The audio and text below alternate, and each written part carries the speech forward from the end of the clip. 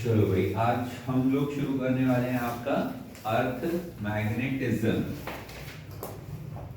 अरे अर्थ में magnetic field, अर्थ की वजह से एक मैग्नेटिक फील्ड होता है, क्या सबको ये पता है? अरे सुना है कभी अर्थ मैग्नेटिज्म? अर्थ की वजह से एक मैग्नेटिक फील्ड होता है, तो that's called the earth magnetism. क्यों होता है भाई? अब क्यों होता है इसकी एक्सप्लेनेशन करना तो बड़ा मुश्किल है, सही, क्योंकि उसकी बहुत सारी थ्योरीज हैं, लेकिन फिर भी कुछ ऐसा कहा जाता है कि जो कोर ऑफ द अर्थ है उसके सेंटर में बहुत सारे आयोनाइज्ड चार्ज पार्टिकल्स हैं। हाई टेम्परेचर होता है, चार्ज पार्टिकल्स होते हैं, वो रोटेट आउट करते हैं, मूव करते हैं, तो एक मैग्नेटिक फील्ड आपका प्रोड्यूस होता है। आप लोगों ने ग्लोब देखा हुआ है? अरे देखा है कि नहीं देखा?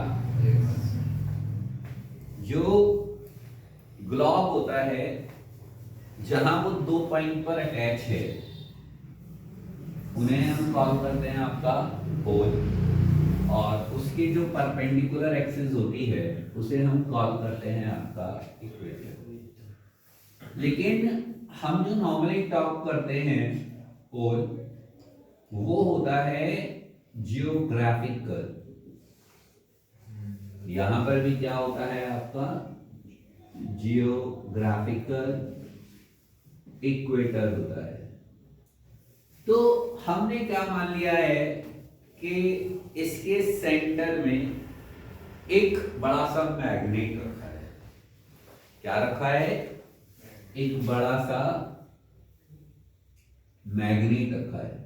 अच्छा, मैंने एक बात बताऊं कि जैसे मान लो इधर से निकालूंगा नोट, तो इधर आ गया साउथ। मान लो जैसे नोट है, ये नोट है और ये साउथ है, ये वाला नॉर्थ और ये वाला साउथ है। हम लोग जैसे कहते हैं भाई साहब, सन जो राइज होता है वो ईस्ट से राइज होता है। हमेशा एक बात पर याद रखो डायरेक्शन के लिए, जब एग्जाम में क्वेश्चन करो तो धूप देख के east west north south decide करता है। जिस कमरे में बैठे हो उसके सामने बोर्ड लगा हुआ, उसे ईस्ट मान लो। हमेशा ईस्ट के बैक साइड में क्या होता है आपका? वेस्ट। उल्टे हाथ पे नॉर्थ, और राइट हैंड पे क्या होता है आपका? साउथ। जरूरत पड़ेगी इंडक्शन वाले चैप्टर में भी और इसमें भी, जब जैवलिन को फेंकेंगे तो जैवलिन में कब मैग्नेटिक फील्ड आएगा? अभी तुमने मेरे से बात की एरोप्लेन की, क्या फ्लाइट की, टिकट्स की, तो जब फ्लाइट चलती है तो उसमें कितना पोटेंशियल डेवलप होता है, इसके ऊपर क्वेश्चन आए हुए हैं। तो वो डेवलप क्यों होंगे? वो अर्थ मैग्नेटिज्म की वजह से ही डेवलप होगा। इंडक्शन में हम पढ़ेंगे, तो हमेशा बोर्ड को ईस्ट मानना है। अब ये डिसाइड कैसे हुआ इधर नॉर्थ और इधर साउथ, जो नेचुरल है? कैसे डिसाइड हुआ? कैसे डिसाइड हुआ कि हमने मैग्नेट को फ्रीली लटका दिया, और हम मैग्नेट को पढ़ चुके थे। इधर क्या है? मैग्नेट में एक तरफ नॉर्थ है, एक तरफ साउथ है। तो जब मैग्नेट जिधर भी जाके ठहर गया, जैसे भी रुक गया, तो जिधर नॉर्थ रुका उधर नॉर्थ कहते हैं, और जिधर साउथ है उधर साउथ हम लोगों ने कंसीडर किया। लेट इट बी, मैंने आपसे कहा कि अर्थ के सेंटर में हम लोग एक मैग्नेट मान लेते हैं। अब मजे की बात यह है कि जो मैग्नेट है ना, तिरछा लगा है।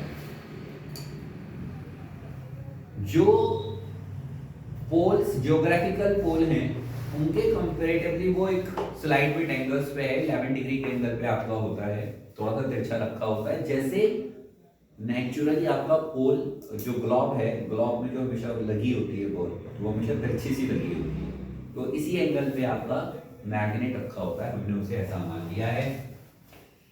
तो आपको ये तो पता ही है, मैग्नेट का नोड इधर, मान लो इधर नोड माना है मैंने, तो इधर साउथ मानेंगे, तो इसकी जो ये एक्सिस होगी वो क्या कहलाएगी? Magnetic pole. और इसके जो परपेंडिकुलर एक्सिस होगी वो क्या कहलाएगी? Magnetic equator. वो क्या कहलाएगी आपका? Magnetic equator. क्या आप लोगों को मेरी बात कुछ कुछ समझ में आ रही है? अभी गोल वाला सेव लो, गोल वाला सेव लोगे ना तो आप उसको काटो, बिल्कुल सीधा सीधा सेंटर से काटो, तो आप अपना चाकू चाहे कहीं पर भी रखो, आपको 2 इक्वल पार्ट्स मिलेंगे। लेकिन कभी किसी ने नलायकी करके बेवकूफ़ी में जहाँ उसकी डंठल होती है वहां से चाकू ना रख के ऐसे तिरछा रख के काटा है, चलो एप्पल को थोड़ा सा तिरछा करके रख के एप्पल को ना काटना है कभी बचपने में, तो खाने का टेस्ट ही खत्म सा हो जाएगा उसका। वो जो बीच में से जो उसका सीडेड पोर्शन है वो जो हुआ वो इरेगुलर शेप में आ जाएगा, और जो खाने वाला पोर्शन है वो डिस्टर्ब हो जाएगा, मतलब एक प्रॉपर्ली कटिंग से नहीं आता है। तो ऐसे ही अर्थ को यदि मैं बिल्कुल सीधा सीधा ज्योग्राफिकल नोड एंड पोल के थ्रू कोई भी कट बना दो, जैसे हम सिंपल एप्पल में बनाते हैं, तो वो होगा ज्योग्राफिकल मेरिडियन। क्या होगा आपका? Geographical meridian. और यदि मैग्नेट के अकॉर्डिंगली रखे हुए कट कर दूं तो जो 2 पार्ट बनेंगे वो जो एक्सिस होगी वो क्या कहलाएगा आपका? Magnetic meridian. ज्योग्राफिकल एक्सिस से जो पास आउट होता होगा वो क्या है आपका? Geographical meridian. मैग्नेटिक एक्सिस से जो पास आउट होता होगा वो क्या है आपका? Magnetic meridian.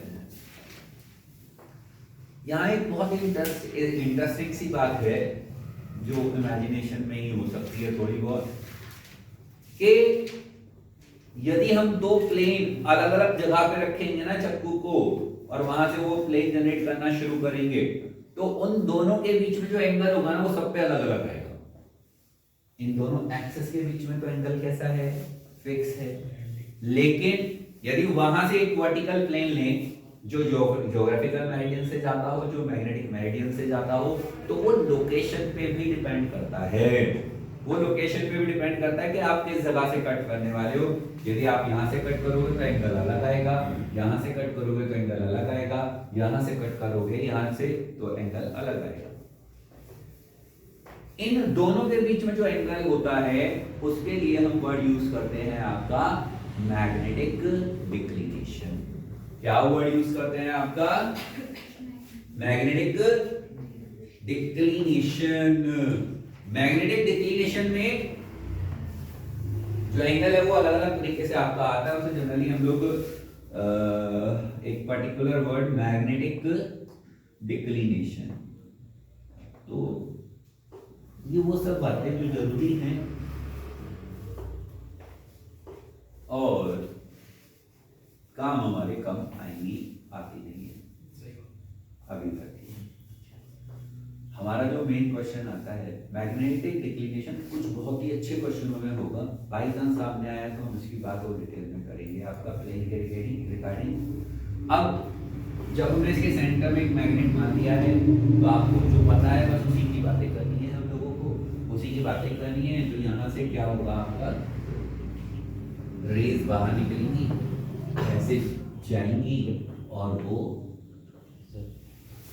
साउथ पोल में एंटर कर जाएंगी। किसी को कोई डाउट इसमें? मैंने कहा ऐसे रेज निकली, ये ऐसे घूम के जा रही हैं, नॉर्थ से बाहर निकलती है तो इनकी डायरेक्शन कैसी है? ऐसे। इनकी डायरेक्शन है ऐसे, यहाँ नीचे की तरफ, यहाँ ऐसे, यहाँ ऐसे, यहाँ ऐसे। अरे नॉर्थ से मैग्नेटिक फील्ड लाइंस बाहर निकलती हैं, साउथ में एंटर करती हैं। अरे यस और नो? Yes sir. इंटरेस्टिंग क्या है कि जो मैग्नेटिक फील्ड लाइंस अर्थ के ज्योग्राफिकल से देखेंगे तो साउथ से निकलती हैं, उल्टा होता है। मैग्नेट का नॉर्थ ही रहेगा, लेकिन अर्थ जो हमने ले लिया है वो साउथ है। वो साउथ है क्यों? क्योंकि मैं यहां पे मैग्नेट लेके खड़ा हो जाऊंगा तो इधर की तरफ नॉर्थ होगा, साउथ की तरफ जो फ्री मैग्नेट होगी उसका। ज्योग्राफिकली लोकेशंस ऑफ द पोल जो है वो अपोजिट है। मैग्नेटिक फील्ड लाइंस यदि हम अर्थ के हिसाब से बात करने लगे तो उल्टा चलती हैं। जो अर्थ का साउथ होगा, मैंने कहा ये ईस्ट है, पीछे वेस्ट है, ये नॉर्थ है, ये साउथ है, तो लाइट किधर से किधर जा रही है? साउथ से नॉर्थ में एंटर कर रही है आपका। जो अर्थ के मैग्नेटिक फील्ड की लाइंस होंगी वो हमेशा कहां जा रही हैं आपका? साउथ से नॉर्थ में जाती हैं। ज्योग्राफिकली हम लोग बात कर रहे हैं, तो मैंने कहा आपसे ये लाइंस ऐसे जा रही है, कोई बात नहीं, बहुत अच्छी बात है। यदि मैं इन लाइन को देखूं तो देख के क्या खास बात है इन लाइंस में? इन लाइंस को, इस मैग्नेटिक फील्ड को मैं देख रहा हूं अर्थ पे खड़ा होकर, सरफेस ऑफ अर्थ पे खड़ा होकर, सरफेस पे खड़ा होकर देख रहा हूं। तो मैं यहां खड़ा हूं, तो मैग्नेटिक फील्ड लाइंस कैसी हैं? नीचे जा रही है, ऐसे इस डायग्राम के अकॉर्डिंग जा रही है, सीधी सीधी जा रही है, नहीं जा रही, जमीन से बाहर निकल रही है। जैसे आपका कोई क्या कहते हैं, फुहारा टाइप, फाउंटेन टाइप पानी का। लेकिन जरा सोच कर तो देखो, यहाँ पे खड़ा हूं तो सीधी से ऐसे जा रही है, ऐसे पैरेलल हो गई कि नहीं हो गई अर्थ सरफेस के? फिर यहां पे आया तो वापस फिर अंदर जा रही है। मतलब ये फील करने की बात है, बस इसी से क्वेश्चन आएगा हमारा। मैग्नेटिक फील्ड लाइंस ऐसे थी, कैप वाला एक रीजन बाहर निकलता हुआ था, ये घूमी यहां से यहां तक और फिर वापस। तो angle of the magnetic field lines तो हर जगह अलग अलग है। अरे ये सुन, सरफेस के हर पॉइंट पे मैग्नेटिक फील्ड लाइंस का जो एंगल होगा वो अलग अलग होगा ना। अरे कहीं पे भी कितना भी हो सकता है ना। बिल्कुल सही कह रहे हैं कि नहीं कह रहे हैं? यहां पर ये साउथ था, तो ज्योग्राफिकली जो बात होती है, साउथ की तरफ का जो हेमिस्फीयर होता है उसे हम कहते हैं साउदर्न हेमिस्फीयर, और नॉर्थ की तरफ वाला जो हेमिस्फीयर है वो कौन सा है आपका? Northern hemisphere. ये नॉर्दर्न हेमिस्फीयर। सोचकर देखो, इसे एंगल कैसा है इन लाइंस का? अर्थ सरफेस की रेस्पेक्ट में सब जगह पे कैसा होता है आपका? अलग अलग होता है। तो मैंने कहा ये अर्थ मैग्नेटिक फील्ड है, इसका जो अर्थ सरफेस है उससे एंगल में क्या मान लेता हूं आपका? अल्फा थीटा, अल्फा थीटा या डेल्टा। उसे क्या ले लेता हूं मैं? नोटों के अकॉर्डिंग क्या है हमारे पास? डेल्टा है। तो भाई यानी कि यहाँ पर इसके हमेशा दो कंपोनेंट होंगे। एक कंपोनेंट कौन सा होगा? हॉरिजॉन्टल कंपोनेंट होगा, वो क्या होगा? b cos alpha. दूसरा क्या होगा? वर्टिकल कंपोनेंट होगा, वो क्या होगा आपका? b cos sin alpha. Resolution simple, पहली बात डेल्टा अल्फा, तो अल्फा क्यों याद है इसके? डेल्टा नोट्स में डेल्टा है। इसका मतलब क्या है? इसका एक और खास बात जो छुपी है, अभी मैं साउदर्न हेमिस्फीयर में हूं, साउदर्न हेमिस्फीयर में हूं, यहां पर था तो लाइन पे ऐसे जा रही थी, बाहर जा रही थी। तो इसमें जो मतलब शेप यहां पे परफेक्ट नहीं बनी है ओवरऑल आपका, ऐसे कुछ। तो जो किसी भी पॉइंट पे, मान लो मैं इस पॉइंट पे बनाता हूं, इस पॉइंट पे ये अर्थ सरफेस है, तो क्या मैग्नेटिक फील्ड कुछ इस तरीके से जा रहा है आपका? सही है कि नहीं है? तो इसका जो हॉरिजॉन्टल कंपोनेंट आएगा वो ये आएगा, बी एच आएगा, और ये वाला जो कंपोनेंट आएगा वो बी बी आएगा, बी बी, बी एच और बी बी आएंगे। क्या आपको मेरी बात कुछ कुछ समझ में आएगी कि नहीं आएगी? ये बी एच है और ये बी बी। ऐसे यदि मैं ऊपर वाले पे बनाऊं तो ऊपर वाले पे थोड़ा लाइन ऐसे बना लेते हैं, तो इसका जो हॉरिजॉन्टल कंपोनेंट आएगा अर्थ के पैरेलल वो ऐसे आएगा, नहीं ये गलत बना रहा है। यहां एक और छोटा सा डायग्राम बनाता हूं मैं।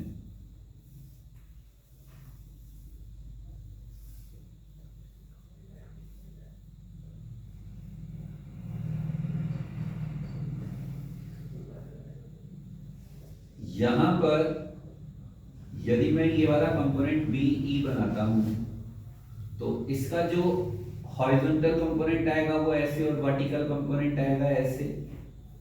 क्या बिल्कुल क्लियरली समझ में आया कि नहीं आया? इस डायग्राम को देखने में और इस डायग्राम को देख के कुछ अंतर समझ में आ रहा है क्या? ज्योति बोल ज्योति से दोनों ये वाली बातें तो समझ में आई ना, इसका रिजोल्यूशन और इसका रिजोल्यूशन, इन दोनों में खास अंतर क्या है? क्या हम वर्टिकल कंपोनेंट आउटसाइड है और यहाँ पे वर्टिकल कंपोनेंट इनसाइड है। ऑटोमेटिक है, यहां से लेंगे दूर जाएंगे, टर्न अप होंगी, पैरेलल होंगी और फिर यहाँ पे आके अंदर की तरफ झुकना शुरू होंगे, तब वो अंदर जाएंगे। यही क्वेश्चन था नीट में, शायद 20 में था या 19 में था। In the northern hemisphere vertical component of the earth is inside the earth. इसी के कॉलम के ऑप्शन बना के आपका क्वेश्चन था। समझ में आई मेरी बात या नहीं? वर्टिकल कंपोनेंट आउटसाइड होगा, वर्टिकल कंपोनेंट आपका इनसाइड होगा। तो ये जो एंगल है, मैंने कहा आपको कि earth magnetic field make the different angles are or at a angle from the earth surface. तो बेसिकली हम इसे कहते हैं एंगल ऑफ डिप। ये ही हमारा इस मेन चैप्टर का टॉपिक यहाँ पर जो है वो है एंगल ऑफ डिप, को हम कहते हैं मैग्नेटिक इंक्लिनेशन। हम क्या कहते हैं? आपका मैग्नेटिक इंक्लिनेशन हम इसे कहते हैं। ये क्या होगा? आपका डेल्टा से हम इसे रिप्रेजेंट करने का काम करते हैं। हम इसे कैसे मेजर करें? How to measure? अरे मेजर करने के लिए इसका मतलब क्या है ना, आप लोग एक बात समझो कि हम लोगों ने भी एक पॉइंट पढ़ा था ना कि हम यदि किसी भी निडल को, किसी मैग्नेट को फ्रीली लटका दें तो वो हमेशा किस डायरेक्शन में ठहरेगी? रुकेगी जाके नॉर्थ साउथ डायरेक्शन में जाके रुकेगी। सही है? तो नॉर्थ साउथ डायरेक्शन में जाके रुकती है, तो ये आधा सच है। जरा सोच के देखो, उस निडल को यहाँ पे छोड़ू तो वो ऐसे खड़ी होगी अर्थ पे। क्या मेरी बात समझ में आई कि नहीं आई? इक्वेटर पे छोड़ूंगा तो वो अर्थ के सरफेस होगी। अरे जो ये निडल्स होती हैं, जो ये मैग्नेट होती हैं, ये अपने आप को अलाइन करती हैं along the magnetic field lines. कल या परसों क्वेश्चन भी करा था हम लोगों ने, इसके ऊपर 2-3 क्वेश्चन करे थे आप। तो जो भी मैग्नेट होते हैं वो हमेशा अलाइन करेंगे according to the net magnetic field. और नेट मैग्नेटिक फील्ड करेंगे तो यहाँ पे तो परपेंडिकुलरली खड़े हो जाएंगे ना यार। और यहाँ पे जैसे जैसे मैग्नेटिक फील्ड लाइंस घूमती जाएंगी, वैसे वैसे वो निडल घूमती जाएगी। तो that is measured by the dip circle. ये जो angle of inclination, angle of dip है, इसे हम किससे मेजर करते हैं? डिप सर्कल से मेजर करने का काम करते हैं। बहुत ही सिंपल सी बात होती है। हमारे पास एक वर्टिकल प्लेन में, जैसे आपको कोई पर्टिकुलर ट्रॉफी टाइप मिली हो, और बस एक वो होता है जो डायरेक्शन देखने के लिए कंपास यूज करते हैं। कंपास हम हॉरिजॉन्टली रखते हैं। आप कंपास में नोटिस करोगे ना तो उसमें भी डिटेल हमारे मेरठ में या इंडिया में तिरछी चलती है हमेशा। वो सीधी नहीं होती, बिल्कुल फ्लैट नहीं होगी। कभी भी आप देखोगे वेट इक्विवेलेंट होता है उसका, वो थोड़ी सी टिल्टेड होती है एक तरफ। तो अभी फिलहाल हम क्या काम करते हैं? आपका जो डिप सर्कल होता है, डिप सर्कल में क्या होगा आपका कि जो डिप सर्कल है वो वर्टिकल प्लेन में रखा जाता है, वर्टिकल होता है, और उसमें जो निडल है वो वर्टिकली ऐसे घूमने का काम करती है। समझ में आई? Angle of dip is measured by the dip circle. Dip circle is the vertically instrument type होता है जिसमें निडल जो होती है वो फ्रीली रोटेट करने का काम करती है। अर्थ जहां पर जो भी एंगल होगा अर्थ सरफेस से, हॉरिजॉन्टल कंपोनेंट से, उसी सर्कल पे जाके निडल आपका रुकी होती है। जैसे आपका वो आप मतलब पोजीशन चेंज होगी आपकी अर्थ पे, तो वो क्या होगा? आपका निडल उसी तरह से एंगल को बनाते चले जाए। लेकिन इसकी एक खास बात है। वो खास बात क्या है कि ये जो सर्कल है ना, ये मैग्नेटिक मेरिडियन में होना चाहिए। मजाक की बात है। मैंने कहा ये जो डिप सर्कल है कहाँ होना चाहिए? हमेशा मैग्नेटिक मेरिडियन में होना चाहिए। मैग्नेटिक मेरिडियन, यदि ये मैग्नेटिक मेरिडियन में नहीं हुआ जैसे मान लो यहाँ पे मैंने स्टेट मैग्नेटिक मेरिडियन कहा और ये मैंने ऐसे रख दिया, तो बेसिकली जो निडल थी ना, जो घूम रही थी ऐसे, अब वो पता चला कहीं से इस पे चिपक जाएगी, इससे घिसट के चलेगी आपका। तो जब वो ऐसा करेगी तो यानी कि आपको जो एंगल मिलेगा वो कैसा होगा, फॉल्टी होगा। तो उसे हम कहते हैं एपरेंट डेप्थ। हम उसे क्या कॉल करते हैं आपका, एपरेंट डेप्थ। एपरेंट डेप्थ, यहाँ पे सारे रिजोल्यूशन के फॉर्मूले लगेंगे और जो tan अल्फा होगा या tan डेल्टा होगा वो कैसे निकाल सकते हो आपका, v अपॉन b h से। तो कंपोनेंट यूज करना चाहो तो कर सकते हो। एपरेंट डेप्थ, एपरेंट डेप्थ में जो वर्टिकल कंपोनेंट है वो चेंज नहीं होता है, डज नॉट चेंज, और जो हॉरिजॉन्टल कंपोनेंट है वो क्या हो जाता है आपका, चेंज। तो जो बी एच डैश है वो क्या हो जाएगा, B H cos alpha dash delta dash alpha dash. Alpha is angle of dip circle from magnetic meridian. तो यहां पर जो एपरेंट डिप है tan delta dash equal to क्या हो जाएगा आपका, B V over B H dash, यानी कि बी एच कॉस अल्फा। ये ओरिजिनल होता है तो क्या हो जाएगा आपका, tan delta upon cos alpha. क्या आपको मेरी बात समझ में आई, कुछ नहीं आई आपका। एपरेंट डिप के ऊपर क्वेश्चन है हमारे, एपरेंट डिप के ऊपर हमारे क्वेश्चंस होते हैं। जो सिंपल वाले क्वेश्चंस होंगे उनसे ज्यादा कुछ हमें फर्क नहीं पड़ना, वो पाइथागोरस से सॉल्व हो जाएंगे। और जो डायरेक्ट मैग्नेट वाले हैं तो वो बार मैग्नेट की तरफ से सॉल्व होंगे, यानी कि एक्सियल पोजीशन और इक्वेटोरियल पोजीशन के ऊपर भी क्वेश्चंस हमारे आते हैं। क्या एक बेसिक सा कंटेंट आप लोगों को समझ में आया कि नहीं आया? अभी जरा एक बात तो सोचो, मैंने कहा हमने क्या लिया था, इधर था हमारा ईस्ट, तो ये साउथ है और ये नॉर्थ है। तो हमारे रूम में अर्थ मैग्नेटिक फील्ड लाइंस चल रही हैं, ये अर्थ मैग्नेटिक फील्ड लाइंस हैं और ये इस तरीके से आपका मूव कर रही है। यहां पर स्टेट हमने इन्हें मान लिया है। मैं यहां पर एक मैग्नेट रखता हूं, हमारे पास मैग्नेट तो होते ही हैं, तो हम मैग्नेट चाहे आप लूडो वाले भी ले सकते हो, चेस वाले भी ले सकते हो। तो हमारे पास एक मैग्नेट था, मैंने यहाँ पे रख दिया। जब मैंने यहाँ पे रख दिया, इनकी यहाँ पे जो B है ना उसकी वैल्यू यहाँ पर होती है आपका 0.3 गॉस लगभग, और वहां पर जो वैल्यू होती है वो 0.6 गॉस के आसपास आपका होती है। बुकलेट में लिखे हुए भी हैं, याद रखने हैं हम लोगों को, सही है।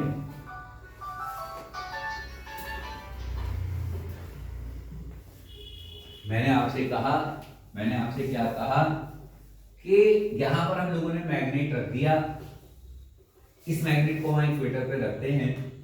तो मैंने आपसे कहा मान लो कि ये नोट है, इधर वाला नोट है, ये नोट है, तो इस मैग्नेट की मैग्नेटिक फील्ड लाइंस कैसे चलेंगी, ऐसे चलेंगी, ऐसे चलेंगी ना। मैग्नेट कितना भी स्ट्रॉन्ग हो या कितना भी वीक हो, लेकिन मैग्नेट है और मैग्नेट से मैग्नेटिक फील्ड लाइंस चलेंगी। तो ये सिचुएशन क्या बनी, नॉर्थ इसकी तरफ है, साउथ की तरफ है। North of magnet toward south. अरे यस और नो, मैग्नेटिक फील्ड लाइंस आ रही हैं, इधर से अर्थ मैग्नेटिक फील्ड लाइंस आ रही हैं। तो यार कहीं कितनी दूर जाके तो कोई पॉइंट ऐसा होगा ना जहां पे मैग्नेटिक फील्ड सेम रहेगी, और जहां दोनों की मैग्नेटिक फील्ड सेम हो गई, इधर वाली उधर वाली, वहां पर नेट मैग्नेटिक फील्ड। तो उन पॉइंट्स को क्या कहते हैं, न्यूट्रल पॉइंट, जिस पे क्वेश्चन है आपका।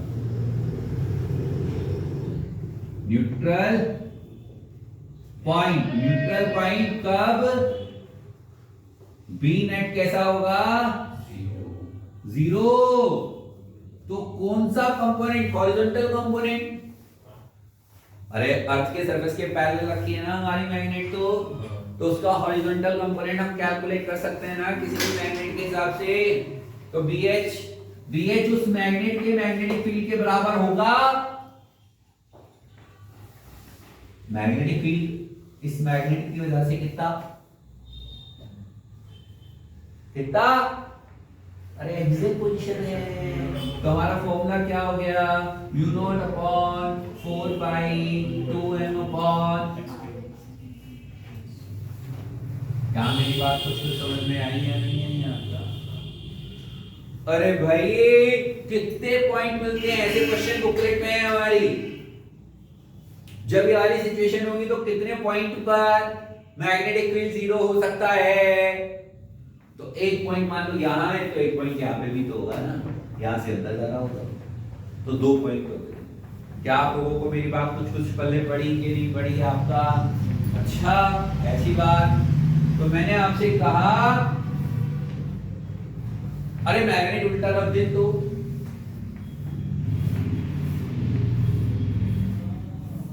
ये मैग्नेटिक फील्ड हमारा इधर था,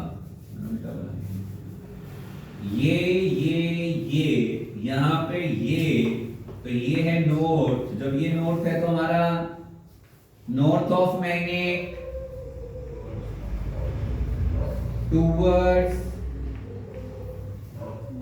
north, geographical north of earth. अरे यस और नो? अभी देखो यहां पे मैग्नेटिक फील्ड इधर को, अर्थ का भी इधर को और मैग्नेट का भी इधर को, तो जुड़ गए कि नहीं जुड़ गए? अरे यस और नो? तो क्या जीरो हो सकते हैं? क्या इस सिचुएशन में कहीं जीरो हो सकते हैं? हो सकते हैं। कहां? अरे यहां की जो नॉर्थ होगा, यहां से रेस चली, वो ऐसे चल के ऐसे घूम के ऐसे ऐसे ऐसे ऐसे आएंगी, तो इसकी इक्वेटोरियल पोजीशन पे तो डायरेक्शन इधर हो गई ना। तो अर्थ के मैग्नेट के कितना ऊपर ही जाओ चाहिए, लेकिन कहीं तो पॉइंट ऐसा होगा ना जहां अर्थ का और इसका इक्वल तो नेट जीरो। लेकिन कौन सा कंपोनेंट है तो कोई नहीं, लेकिन ऑन द इक्वेटोरियल पोजीशन। तो फॉर्मूला क्या बन जाएगा,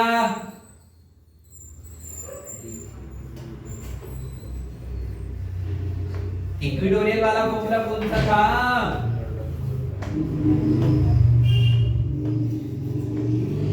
क्या मेरी बात समझ में आई या नहीं आई? जब नॉर्थ साउथ की तरफ होता है तो एक्सियल पोजीशन से हम लोग हॉरिजॉन्टल कंपोनेंट कैलकुलेट कर सकते हैं। जब नॉर्थ नॉर्थ की तरफ होता है तो हम इक्वेटोरियल पोजीशन से हम लोग क्या काम कर सकते हैं, आपका अर्थ मैग्नेटिक फील्ड कैलकुलेट कर सकते हैं। यदि मुझे हॉरिजॉन्टल कंपोनेंट मिल गया तो मैं वर्टिकल कैलकुलेट कर सकता हूं, थीटा कैलकुलेट कर सकता हूं आपका। क्या मेरी बातें कुछ समझ में आ रही हैं आप लोगों को? तो छापने का मन इसमें से कुछ तो छापो जल्दी से ये। चलो भाई ये कॉपी हो गया सबका। चलो अभी स्टार्ट करते हैं हम लोग क्वेश्चंस। सर के सामने सोच रहा चलो कंटिन्यू करो। The magnetic field of Earth, the magnetic field of Earth at equator is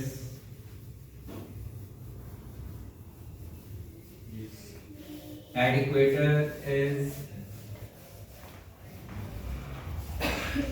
4 into 10 की पावर -5 टेस्ला। 4 into 10 की power -5 Tesla. Full stop. The radius of Earth is is 6.4 into 10 की पावर 6 metre. Full stop. Find the dipole moment of Earth. Find the dipole moment of the Earth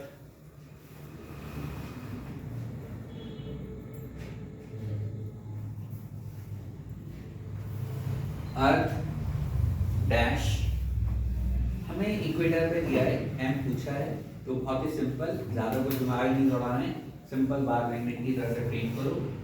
equatorial position आ गई, mu naught upon 4 pi M upon R cube. तो m equal to क्या हो जाएगा आपका 4 into 10 की पावर माइनस 5 अपॉन 10 की power minus 7 नीचे इंटू 6.4 इंटू 6.4 इंटू 6.4 इंटू 10 की पावर 18 इक्वेटर पे। तो भाई कितना हो जाएगा? अरे तेरी कैलकुलेशन सीखी किसी ने? 6.4 इंटू 6.4 40 यार, सीखी नहीं अभी तक।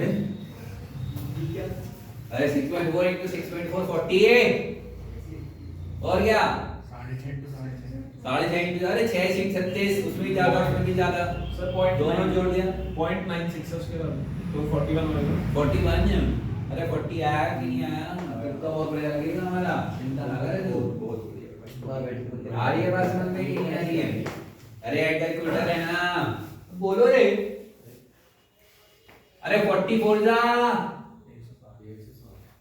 और यहाँ क्या बचा 10 की पावर 2 और वहां 18 है, तो 10 की पावर 20 इंटू बॉडी कैलकुलेशन हो गई 160 इंटू 6.4।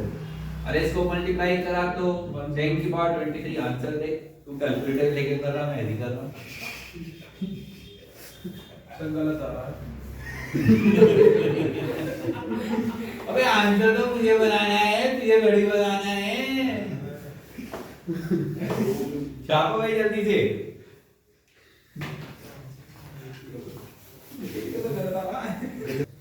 चलो भाई, इसके बाद नेक्स्ट क्वेश्चन लिखेंगे हम लोग जल्दी से फटाफट। The magnetic movement of a short bar magnet is, the magnetic movement of short bar magnet is 1.6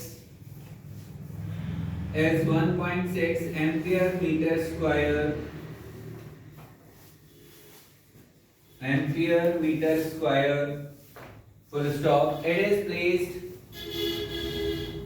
in the magnetic meridian, in the magnetic meridian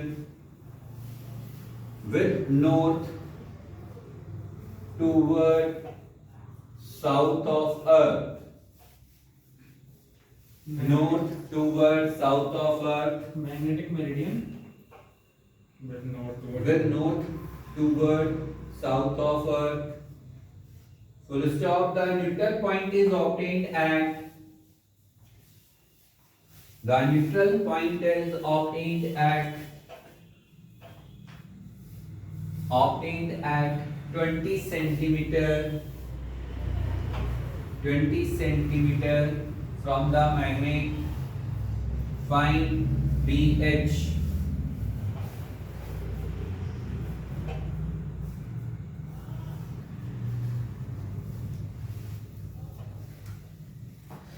यार अभी भी तो बताया तुम लोगों को, क्या बताया रे? अरे आजब क्या बताया?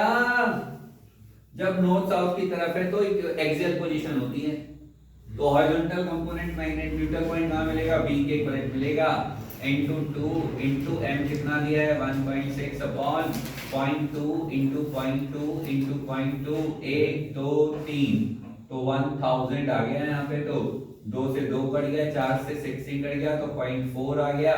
तो यहाँ पे कितना आ गया भाई आपका 4 into 10 की पावर -5 टेस्ला। किसी को कोई दिक्कत है? जल्दी से कॉपी करेंगे फटाफट, उसके बाद नेक्स्ट क्वेश्चन लिखेंगे। चलो नेक्स्ट क्वेश्चन, एक क्वेश्चन सिंपल सा प्रैक्टिस के लिए। A bar magnet of length 10 centimeter, a bar magnet of length 10 centimeter is placed in the magnetic meridian, 10 centimeter is placed in the magnetic meridian full stop. Its north pole is toward. Its north pole is toward. North pole is toward the geographical north.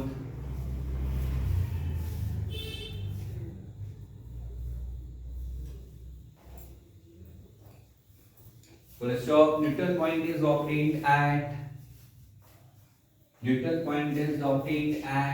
12 centimeter from the center of magnet.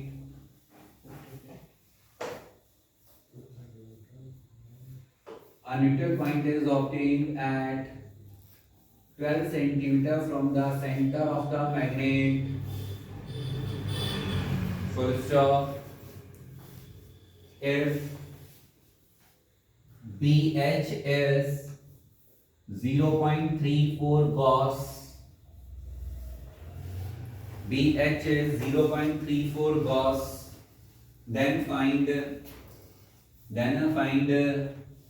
magnetic moment of the magnet. बहुत ही simple सी बात है, सभी लोग अपने आप करेंगे जल्दी से। जनरल सा फॉर्मूला है, बोलो रे। अरे यहाँ पे नॉर्थ की तरफ है तो कौन सा फॉर्मूला लगाओगे? BH equal to U0 4 by M upon R cube. अरे यस और नो, जल्दी से M निकालो फटाफट, सॉल्व करके फटाफट करेंगे।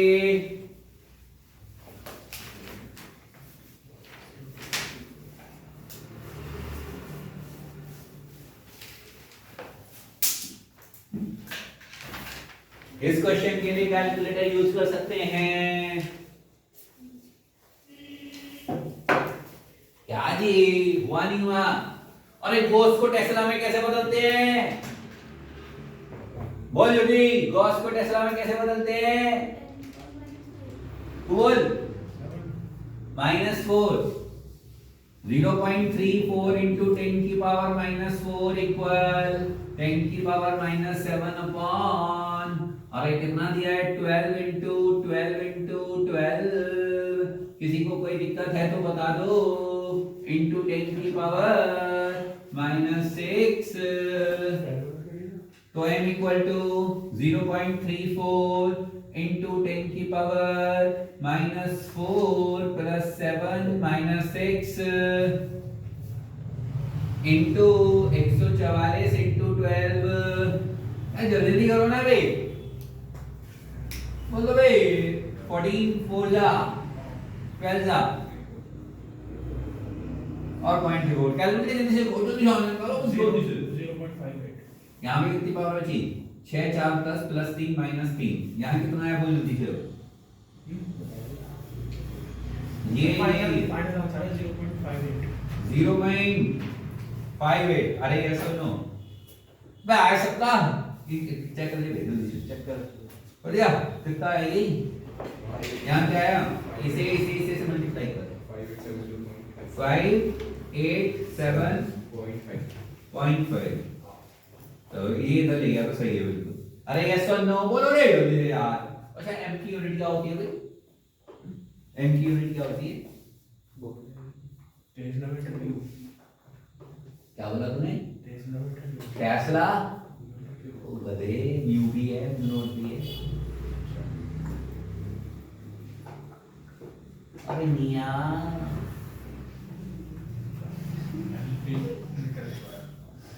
अरे यार सुनो, पहले लिखो मिया, यहाँ पे लिखी तो है। अरे ज्योति हुआ कि नहीं हुआ अभी तो बता दे मुझे जल्दी से। अरे बोल दे रे, बोल दो नेक्स्ट क्वेश्चन बोल दो। सबका हो गया? हो गया दिखा, वहां दिखा, वहां यहाँ दिखा। अरे वहां दिखा पहले तो कर पहले। और क्या हुआ नहीं जल्दी कर लिया। हेलो अब छापे लिए मुझे मतलब प्लेन नहीं आने छापने दे। जब मैं कहना छापने को तो छापने नहीं। नेक्स्ट क्वेश्चन हो गया, छाप दिया पूरा। इतना पैसे तो नहीं देते। अरे वो भी ठीक नहीं अरे वो भी इसलिए हाँ। कटवाना भी तो है। कुछ नहीं जा रहा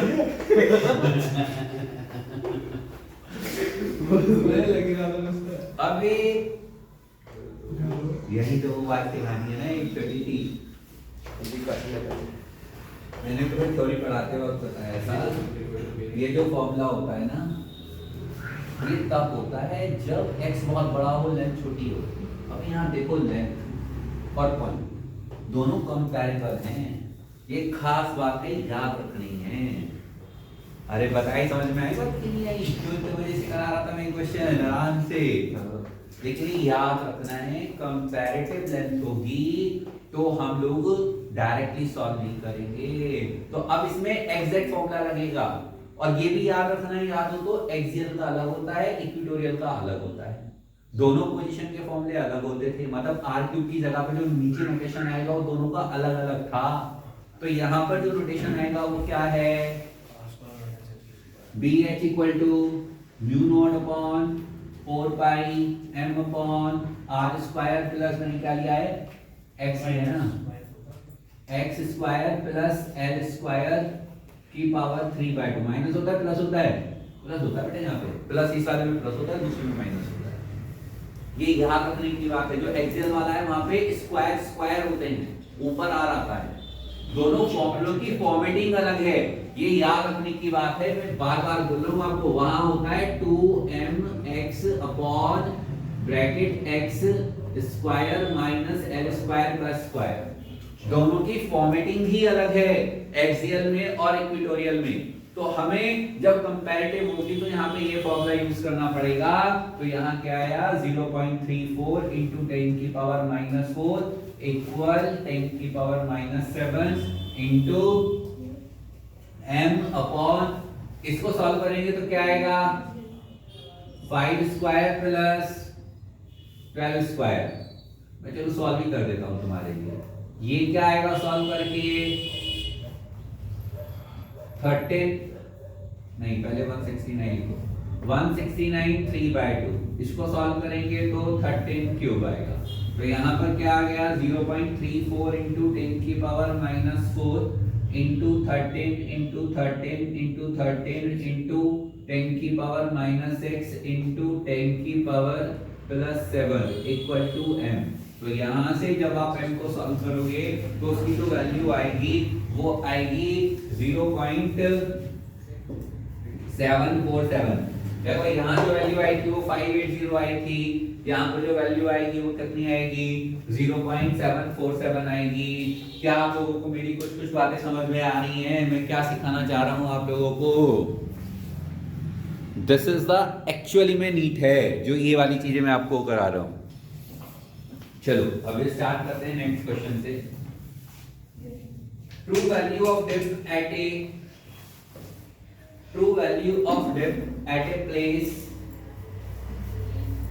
place is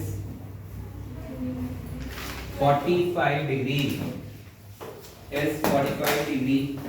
full stop।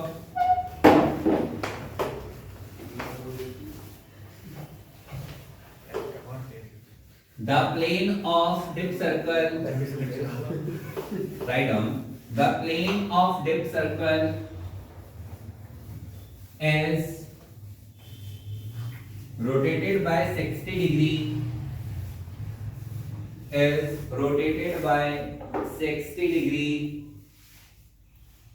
from the magnetic meridian. Then find the value of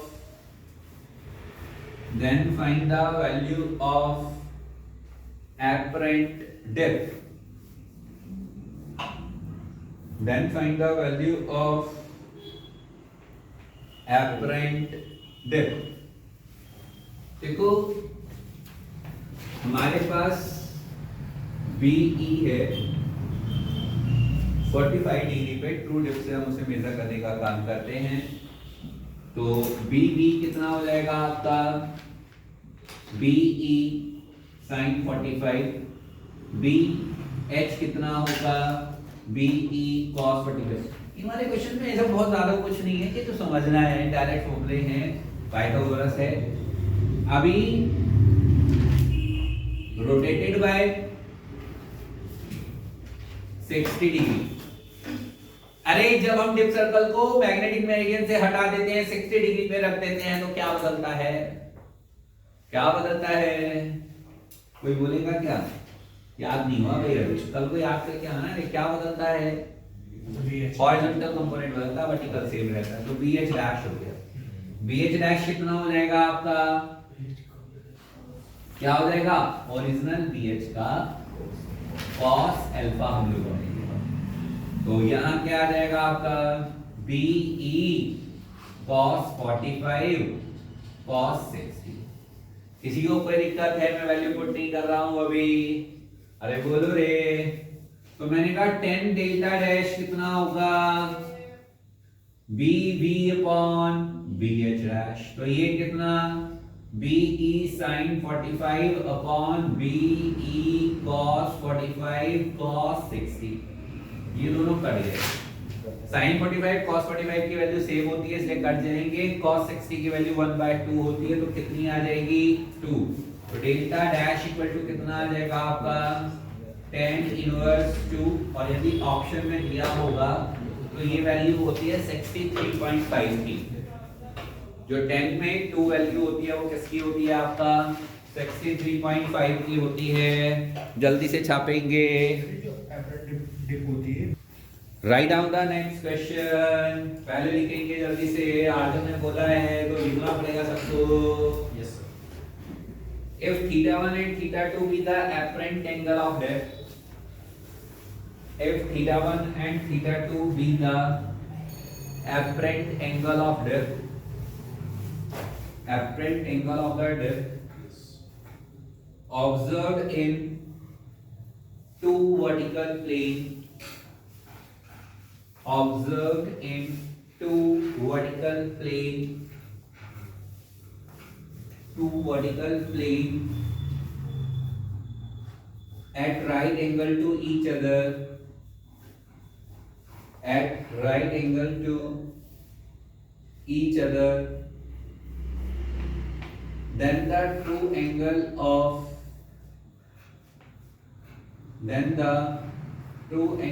of depth is,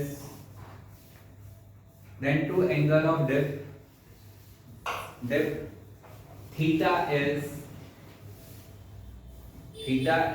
dash। Option दिए थे tan स्क्वायर cot स्क्वायर की टर्म में हम लोगों को, तो वैसा सही एक ऑप्शन हमें बनाना है। क्वेश्चन क्या कहता है सुनो। मान लो ये एग्जैक्टली मैग्नेटिक मेरिडियन था तो यहां ट्रू वैल्यू आएगी, थीटा आएगा। लेकिन जब तुम एक्सपेरिमेंट कर रहे थे तो पहले तो ऐसे रखा और दूसरी बार इसका 90 डिग्री रखा, ऐसे रखा। क्या क्वेश्चन समझ में आया? यानी कि जो θ1 और θ2 दिए हैं, एक बार डिप सर्कल ऐसे रखा था, एक बार डिप सर्कल ऐसे रखा था। ये दोनों कैसे हैं? परपेंडिकुलर हैं, सही है। तो ये ओरिजिनल था, ये ओरिजिनल था आपका, दिख रहा है सामने से सबको। तो यदि मैं इस वाले एंगल को अल्फा मान लूं, जो हम लेते हैं अल्फा एंगल पे घुमाया पहली बार में, तो दूसरे वाला ऑटोमेटिकली 90 माइनस अल्फा हो गया। बस ये समझना था इस क्वेश्चन में। ये वो क्वेश्चन था। वैसे तो ये यूनिवर्सल बुक में है, दोस्तों में यूनिवर्सल बुक कराया करता था मैं, नीट में आया हुआ क्वेश्चन है ये 2017-18 में। हाँ, तब तक मैं सारे क्वेश्चन को नहीं करा। ये वाला क्वेश्चन था जो रेंज से बाहर था, नोट्स से बाहर था, इसलिए मैं हमेशा 48 क्वेश्चन बोलता। तो थोड़ा सा ट्रिकी है, मैथमेटिक्स है, नीट में आया हुआ है। tan delta dash equal to क्या होता है आपका? tan delta upon cos alpha. मैं इसको रेसिप्रोकल कर देता हूं। 1 tan dash 10 dash equal to क्या हो जाएगा आपका cos alpha upon 10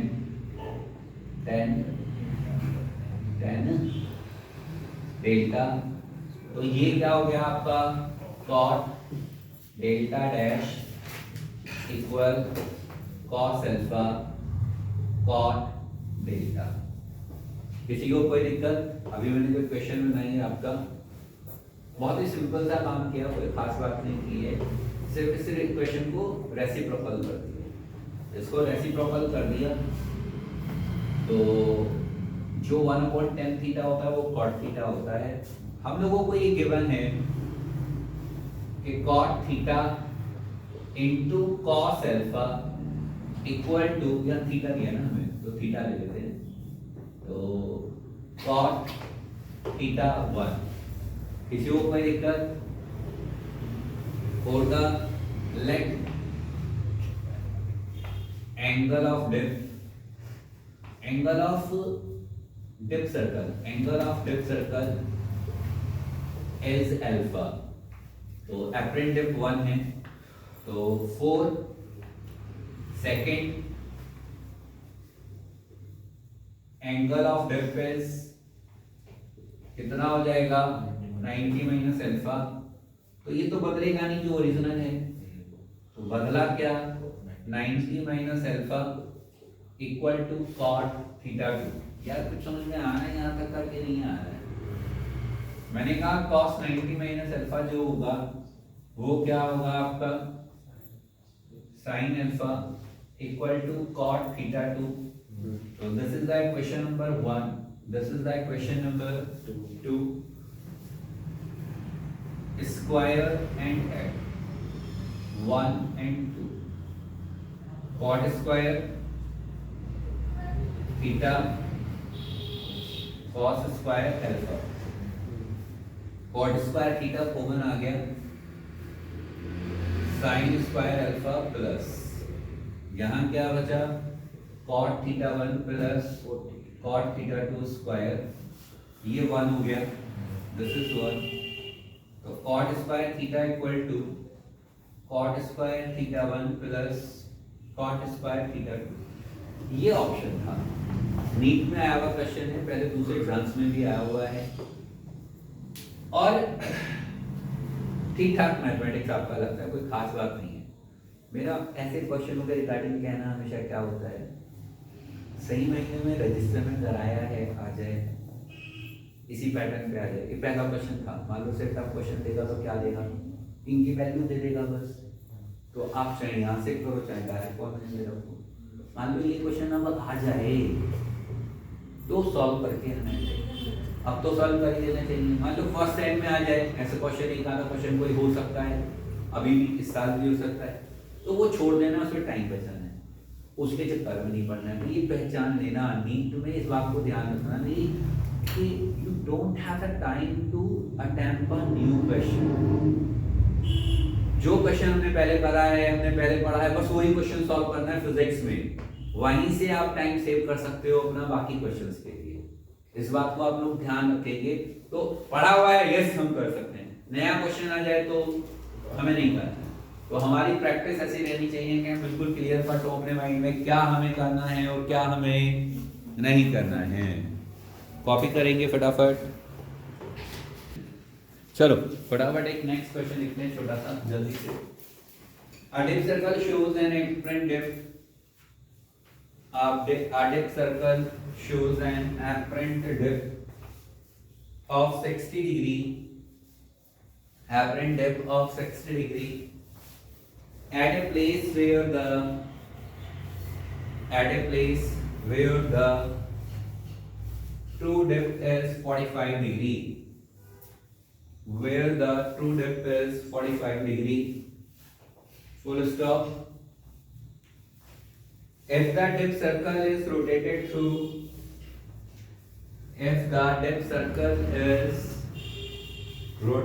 through 90 degree,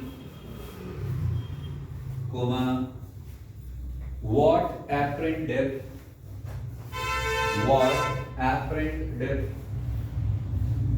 will it show? What apparent dip it will show, it will show। हमारे पास डेल्टा डैश दिया है 60 डिग्री, डेल्टा दिया है 45 डिग्री, हमने उसे 90 डिग्री घुमा दिया, तो एप्रेंट डिप कितनी होगी ये पूछो। अरे बोलो रे, आई बात समझ में कि नहीं आई? तो यार यही तो क्वेश्चन हो गया ना, इसी फॉर्मूले को यूज कर देते हैं।